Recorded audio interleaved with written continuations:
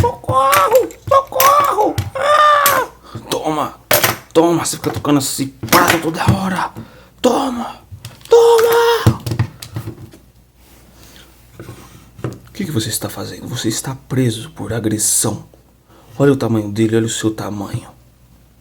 Pode parar com isso, eu vou te prender agora, capitão. Nunca esperei isso de você. Quem é você para me julgar? Não julgueis, tá bom? Não julgueis para não ser julgados. E agora? Vai querer se colocar no lugar de Deus agora? Puxa, verdade. Eu esqueci desse texto. Tudo bem. Tenha um bom dia, capitão.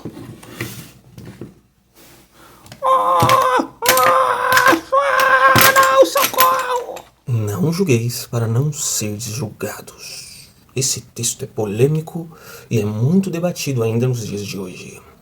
E muitas pessoas o usam ali quando confrontadas em seus erros. É como aquele jogo de cartas do Yu-Gi-Oh! Que quando eu era criança, né? Eu particularmente nunca joguei tanto isso, né? Mas tem a questão da carta mais forte, né? E a carta não julgueis é uma carta usada ali, né? Por exemplo, a regra da carta é a seguinte: tem a carta, né? E a regrinha ali, para que serve a carta, a força da carta e tal, né? E aí eu fico imaginando a carta do não julgueis. Aí você tem ali a carta, e a carta do não julgueis serve para quando alguém vier te abordar para corrigir a sua conduta ou falar de algum erro que você tem cometido. Aí você joga a cartada do não julgueis. E assim você quebra totalmente o argumento do oponente. Mas o que é o não julgueis e o que não é o não julgueis? A gente vai dar uma parte 1 aqui, para o vídeo não ficar muito grande. Lucas capítulo 6, verso 37, fala: não julguem, não serão julgados, não condenem, não serão condenados, perdoem e serão perdoados. Essa primeira parte aqui do texto, nós vemos Jesus ensinando como se relacionar com as pessoas de modo geral. Os fariseus eram pessoas que estavam muito dispostas a julgar os outros, julgavam errado e ainda eram hipócritas porque tinham erros que eles cometiam que eram muito grandes. Eles passavam por cima dos seus próprios erros para poder focar nos erros dos outros. Então aquela pessoa que é muito crítica demais, desmedida, que critica cada pequeno detalhe das coisas, sabe? Pode ser, que também não cabe a mim, mas pode ser que essa pessoa ela tenha um grande pecado dentro dela e ela, para desviar o foco, ela se torna um grande crítico. Como uma história que eu ouvi uma vez, que o irmão ele sempre ficava olhando muito o comprimento da saia das irmãs, e no final das contas ele acabou saindo com uma irmã casada. Então a gente tem que tomar muito cuidado com esse tipo de julgamento. Não julgar não é você se opor, confrontar algo que está errado, às vezes na sua família, na sua igreja.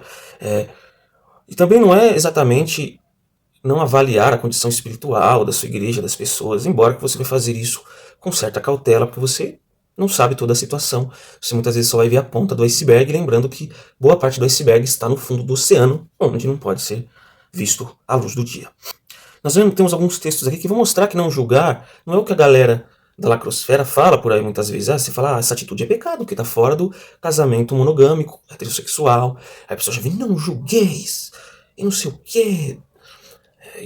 Inclusive eu lembro de uma situação em que eu estava conhecendo uma moça, já faz um tempo já isso, e ela teve uma atitude assim que era um pouco estranha, né, ali que ela falou que estava fazendo. E aí primeiro eu perguntei, você tá quanto tempo na igreja e tal? Ela falou, eu tô desde criança, né? Você, bom, você tá desde criança, né? Eu acho que já dá pra gente dar uma abordagem, né? Eu assim, eu falei bem tranquilamente, foi por mensagem, inclusive, né? Procurei ser o mais educado possível, né? Falando, não é assim, você texto da Bíblia, por que eu não acredito dessa forma e tal. Isso que a gente já tava desenvolvendo uma amizade ali, por isso que eu me senti também na liberdade de conversar. Mas a pessoa soltou os cachorros em cima de mim. Quem é você para dizer o que eu faço de errado? Você não conhece a minha espiritualidade e não sei o quê, e não sei o que lá. E falou um monte, eu me arrependi de ter falado alguma coisa para ela. E aí a pessoa... Eu falei, não, tudo bem, minha intenção não é julgar, tá bom? Eu só quis ajudar. Mas tudo bem, a gente encerra o assunto por aqui. Nem continuei a discussão, né? Então, assim, tem muitas pessoas que agem dessa forma, nessa defensiva. Você tá fazendo algo de errado? Não julgueis.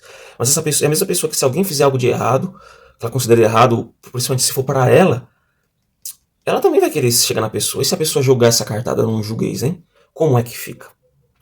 Complicado, né?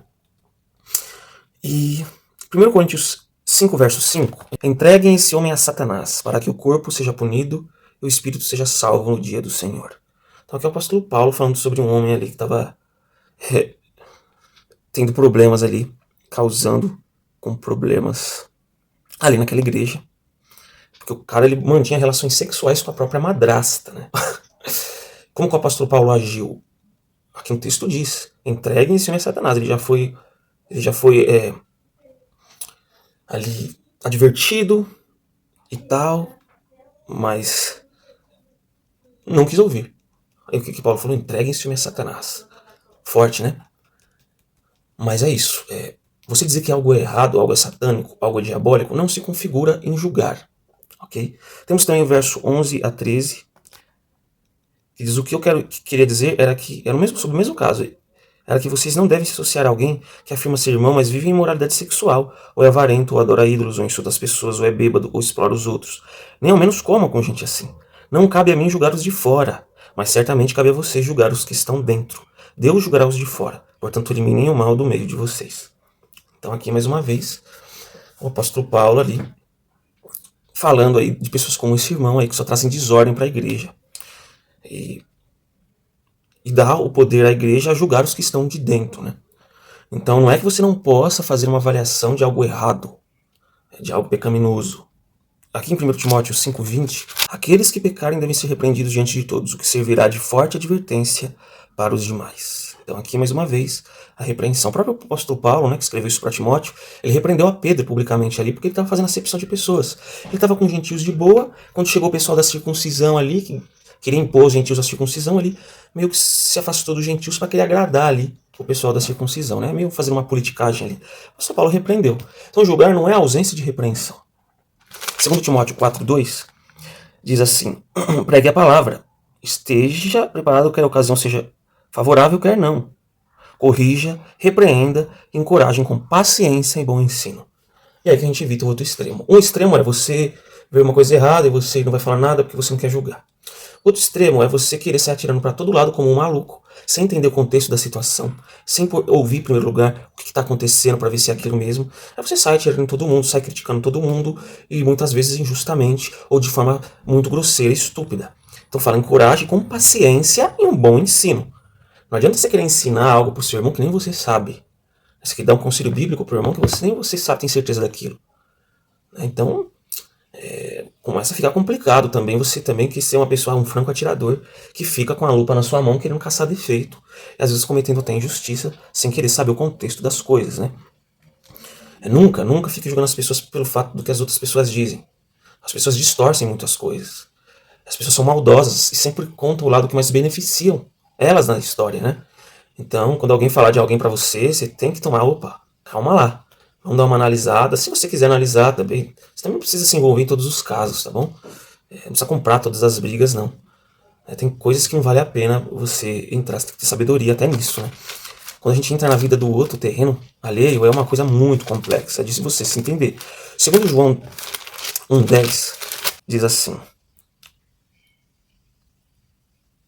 se alguém for às suas reuniões e não ensinar a verdade de Cristo, não o convidem a entrar em sua casa, nem lhe deem nenhum tipo de apoio.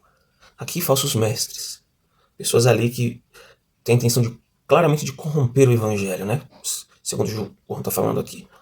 Então é preciso tomar uma atitude. Certo? É preciso tomar uma atitude em referência a isso. E isso não se configura julgamento. Colossenses 4,6 diz assim, né?